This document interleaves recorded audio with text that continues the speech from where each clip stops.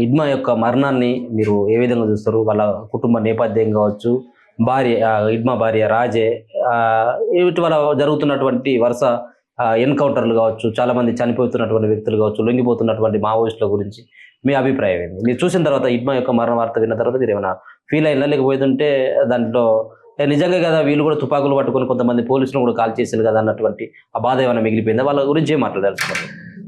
భరతమాత విగ్రహం చూసినట్టయితే, భరతమాత యొక్క విగ్రహం చూసినట్టయితే సింహం ఉంటుంది. ఒక సింహం తోటి త్రిశూలం పట్టుకొని ఉంటుంది భరతమాత. అవును, ఆ సింహమే హిడ్మా. ఆ సింహాన్ని చంపిరు, భరతమాతని అన్యాయం చేశారు. నిజమైన భరతమాత ఎవరో తెలుసా అండి? హిడ్మా తల్లి. నిజమైన భరతమాత హిడ్మా తల్లి. ఎందుకని? ఒక ఆదివాసి తల్లి తిండికి లేక అడవులలో బతుకుతుందండి. కారు చీకట్లలో బతుకుతుంటే ఆయన తలుచుకుంటే తన తల్లికి సంపాదించి పెట్టలేడా అండి? వాళ్ళ ఇల్లు చూసాం కదా ఎంత దారుణంగా ఉంది. ఆయన ఎవరి కోసం పోరాటం చేశాడండి? మీరు అడవులకు పోయారు, మీరు ఖనిజ సంపద కోసం పోయి హిడ్మా అనేటువంటి హతమార్చారు.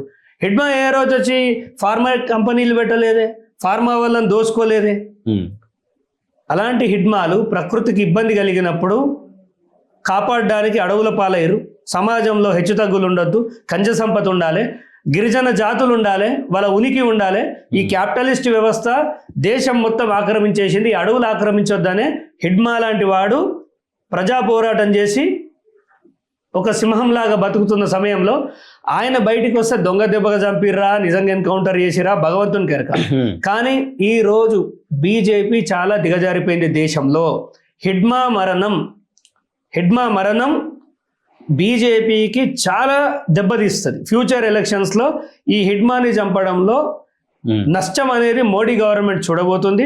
ఎందుకంటే అదానీ అంబానీని సుఖపెట్టడానికి, సంతోషపెట్టడానికి హిడ్మా లాంటి నాయకుల్ని చంపడం అనేది చాలా దుర్మార్గం. మీరు వాళ్ళ తల్లిని చూడండి, వాళ్ళ తల్లిని చూస్తే యావత్ దేశం కుంగిపోయింది ఒక్కసారిగా.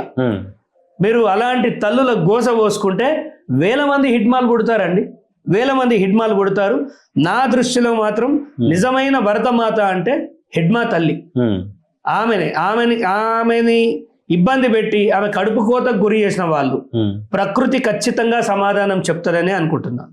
ఇంకా ఉండాల్సినటువంటి అవసరం ఉందంటారు మావోయిస్టులు? ఇంకా అడవులలో ఉండాల్సినటువంటి అవసరం ఇంకా ఉందా? ఇప్పుడు మావోయిస్టుల డిమాండ్ ఏంటంటే, మావోయిస్టులు ఏం కోరుకుంటారు? పేదవానికి భూమి, ల్యాండ్ సీలింగ్ యాక్ట్ ఉండాలి, 54 ఎకరాలకు నుంచి ఎవరికి ఉండొద్దు, 1000 ఎకరాలు ఎందుకు, ఈ క్యాపిటలిస్టులకి దోషి పెట్టొద్దు, వనరులు కాపాడాలి అనే కదా వాళ్ళు భూమి కోసం భుక్తి కోసం అంటారు. భూమి అనేది కరెక్ట్గా పేదవాడికి 1-2 ఎకరాల భూమి ఇవ్వాలనేది వాళ్ళు కోరుకున్నది.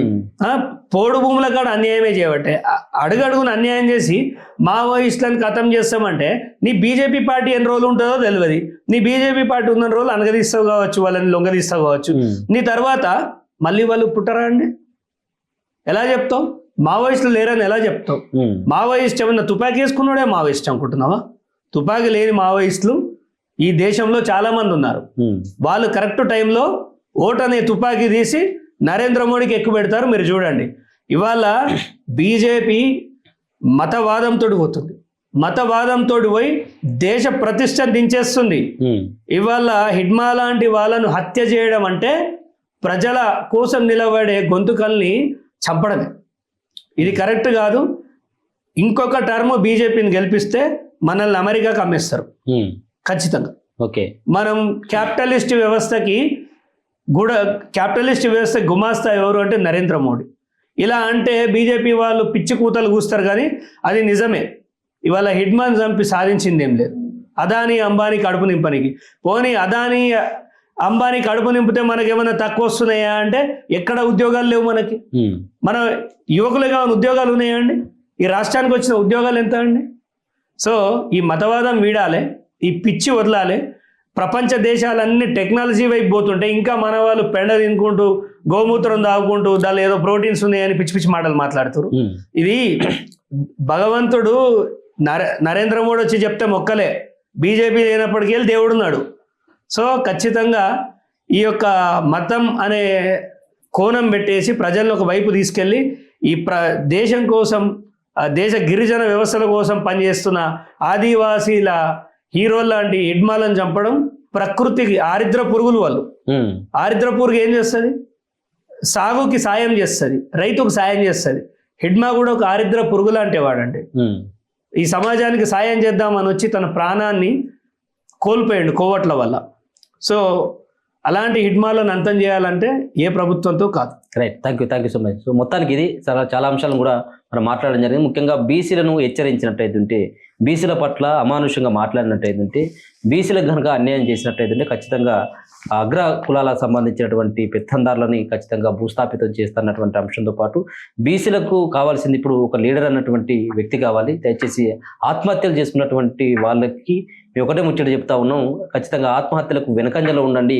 మనం చేసుకోవాల్సింది ఆత్మహత్యలు కాదు, కేవలం పోరాటాల ద్వారా సాధించాల్సినటువంటి అంశం ఉంటుంది. ఇది అలా ఈశ్వరాచారికి సంబంధించినటువంటి చావుని సైతం కూడా కొంతమంది వ్యక్తులు దుష్ప్రచారం చేస్తారు. ఇది సరైనటువంటి విధానం కాదన్నటువంటి అంశంతో పాటు కోమటిరెడ్డికి సంబంధించినటువంటి అంశాన్ని కూడా తనదైనటువంటి శైలిలో తీవ్రమైనటువంటి పదజాలంతో ఇక్కడ ఉన్నటువంటి చక్రధర్ గౌడ్ అయితే స్పందించడం జరిగింది.